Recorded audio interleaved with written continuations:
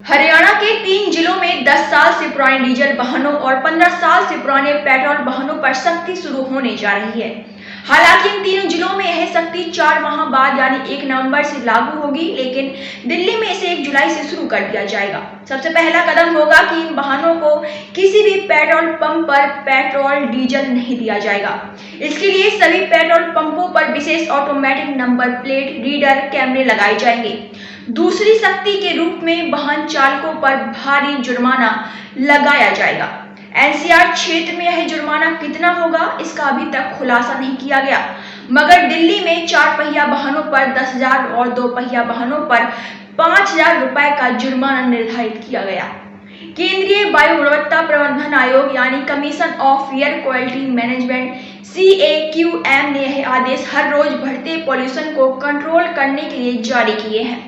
प्रथम चरण में 3 जिलों में होगा लागू। एनजीटी ने 7 अप्रैल 2015 को निर्देश दिया था कि पुराने वाहनों को एनसीआर में चलने की अनुमति नहीं दी जाए।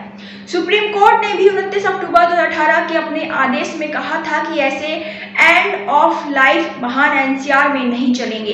इसके बाद ये प्रक्रिया बेहद धीमी गति से चलती आ रही है, मगर अब केंद्रीय वायु गुणवत्ता प्रबंधन आयोग की तरफ से जारी आदेश में हरियाणा के 3 जिले फरीदाबाद, गुरुग्राम और सोनीपत को प्रथम चरण में कवर किया जाएगा।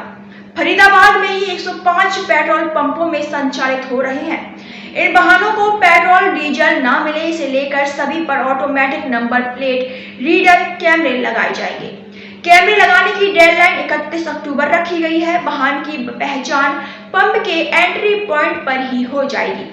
फरीदाबाद RTA मुनीश सहगल ने बताया कि पेट्रोल पंप पर ऑटोमेटिक नंबर प्लेट रीडर कैमरे लगने के बाद 10 साल पुराने डीजल और 15 साल पुराने पेट्रोल के वाहन की पहचान पंप के एंट्री पॉइंट पर ही हो जाएगी।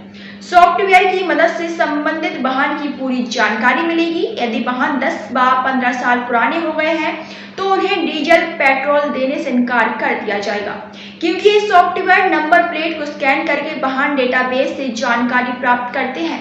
यदि वाहन की उम्र निर्धारित सीमा से अधिक है तो उसे चिन्हित करते हैं। इसके बाद संबंधित अधिकारियों को अलर्ट भेजा जाता है।